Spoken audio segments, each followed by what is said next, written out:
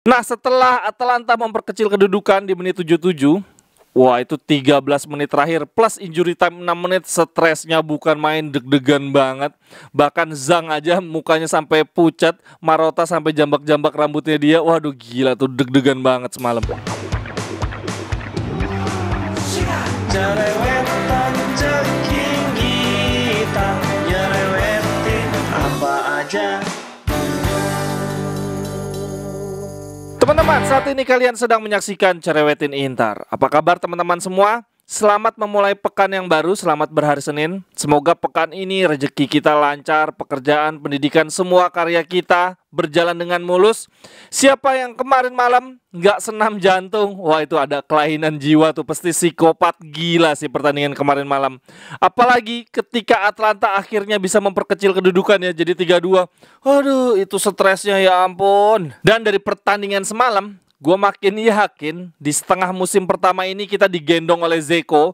Ada banyak momen di mana kita mulai down, kita ketinggalan, dan akhirnya Dzeko memanfaatkan momentum sekecil apapun, baik melalui gol atau assist yang bikin mental kita naik. Di pertandingan kemarin gue melihat Inzaghi kumat, tiba-tiba melakukan pendekatan permainan yang salah. Kita sulit mengembangkan permainan. Di 25 menit pertama itu Atalanta murni sih ngurung kita. Ya, ada beberapa kali kita berusaha untuk mendominasi permainan, menguasai jalannya pertandingan, tapi tetap aja bola nggak bisa sampai masuk kotak penalti Atalanta. Di 15 menit pertama Atalanta udah bikin 2 peluang bersih. Pertama melalui Koop Meiners. Gila nih pemain baru gue lihat ya di pertandingan kali ini dan gue suka banget. Menurut gue dia persis kayak Sergei Milinkovic-Savic, cuma versi kidal dan bisa ngambil set piece ya. Gaya permainannya persis SMS, daya jelajahnya tinggi, jago duel one on one, tangguh di udara. Tapi ya itu seperti yang gue bilang tadi, dia versi kidal, kan SMS kaki kanan ya, dan dia bisa ngambil set piece. SMS nggak bisa set piece sama sekali. Semoga suatu hari nanti kita bisa ngincar Koop Meiners ya. Itu lumayan banget, bagus banget menurut gue. Nah kemarin dia bikin peluang pertama melalui tendangan kaki kiri, untungnya Onana refleksnya cepat. Lalu kemudian Atalanta buat peluang lagi, sundulan bersih banget itu, nggak ada yang ngawal. Palomino melalui corner. Kita lemah banget menghadapi bola-bola mati di musim ini. Lagi-lagi beruntung Onana melakukan penyelamatan. Lalu peluang ketiga Atalanta akhirnya berujung gol. Berawal dari aksi Zapata ya. De Vrij bisa-bisanya ya challenge di kotak penalti, padahal dia cukup cover aja. Yang penting musuhnya nggak nge-shoot ya, ditutup-tutup aja, dia malah berusaha motong bola dan berujung penalti. Lukman mengeksekusi penalti dengan baik. Oh iya teman-teman, itu si Lukman tuh penyerang Nigeria ya. Berarti duetnya Nigeria, Osimhen sama Lukman ya gokil juga ya, mengerikan banget Piala Dunia nih. Tetapi beruntungnya Inter segera menyamakan kedudukan sehingga di babak pertama kita nggak tertinggal 1-1. Berawal dari sundulan Lautaro Martinez, asisnya Lautaro ini hitungannya ya. Dia menyambut umpan Calhanoglu lalu disontek dengan manis oleh Dzeko. Lalu di babak kedua Inzaghi belajar. Di 15 menit pertama kita langsung ngurung, menciptakan beberapa peluang. Ada melalui Mkhitaryan, ada melalui Lautaro Martinez. Tapi akhirnya gol tercipta justru melalui Dzeko. Sebetulnya 50-50 sini antara Dzeko atau on goalnya si siapa sih? Si Melhe atau Malinovskyi ya tadi malam. Menyambut crossing dari Di Marco. Lalu gol ketiga kita berawal dari sundulan Lautaro Martinez juga. Ini momen untuk kesekian kalinya ya, ini udah textbook. Kalau corner, Calhanoglu ngumpan ke tiang dekat. Kalau dulu ada Perisic, sekarang ada Lautaro Martinez. Sundulan Lautaro Martinez membuat Palomino blunder, membuat gol bunuh diri. Jadi mungkin sebetulnya Lautaro Martinez tadi malam dihitungnya 2 assist kali ya. Satu untuk Dzeko, satu untuk gol bunuh dirinya pemain Atalanta. Setelah Inter unggul 3-1, Atalanta berusaha untuk lebih menguasai permainan, memasukkan beberapa pemain menyerang. Dan akhirnya di menit 77 mereka memperkecil kedudukan lewat gol Palomino. Sebetulnya udah ketepis Onana tapi lepas. Gue ngeliat beberapa kali Onana tepisannya agak kurang bagus ya. Sepertinya dia nggak punya strong hand. Kalau nangkep juga sering lepas, kalau nepis juga sering lepas. Wah ini agak berbahaya. Tapi memang kelebihan Onana dalam hal passing sih. Dia sempat ada satu umpan panjang ke Di Marco, kaki kanan kaki kirinya bagus banget. Nah setelah Atalanta memperkecil kedudukan di menit 77, wah itu 13 menit terakhir plus injury time 6 menit, stresnya bukan main, deg-degan banget. Bahkan Zhang aja mukanya sampai pucat, Marotta sampai jambak-jambak rambutnya dia. Waduh gila tuh, deg-degan banget semalam.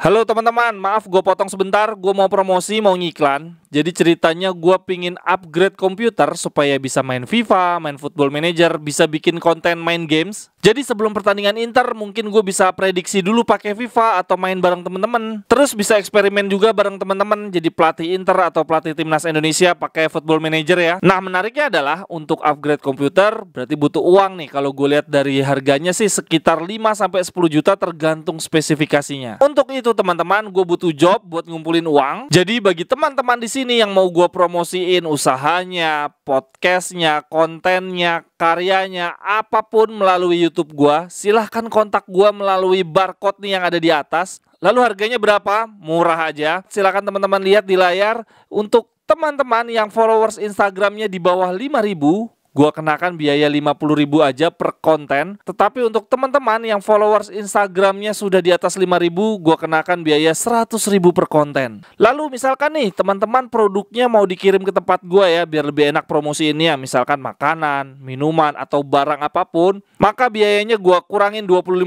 Berarti yang tadinya 50.000 jadi 25.000, yang tadinya 100.000 jadi 75.000. Persis seperti yang teman-teman lihat pada gambar. Atau misalkan di sini teman-teman ada yang mau sukarela nyawer 10.000, 20.000, 100.000, berapapun bisa juga. Silakan sawer gua melalui Saweria atau QRIS, linknya ada pada deskripsi atau pada barcode juga bisa. Terima kasih teman-teman. Catatan menarik gua dari pertandingan tadi malam adalah akhirnya kita menang dari rival. Menurut gua kemenangan atas Atalanta bukan cuma bernilai 3 poin, tetapi membangkitkan kepercayaan diri kita setelah kalah mulu dari rival Scudetto. Kemudian yang kedua, ini merusak mental rival. Atalanta berarti udah kalah 3 kali dalam 2 pekan terakhir. Kalah lawan Napoli, kalah lawan Lecce, dan kalah lawan Inter. Semoga mental mereka hancur. Dan yang ketiga yang pasti memperbaiki posisi klasemen, menutup pertengahan musim ini dengan baik.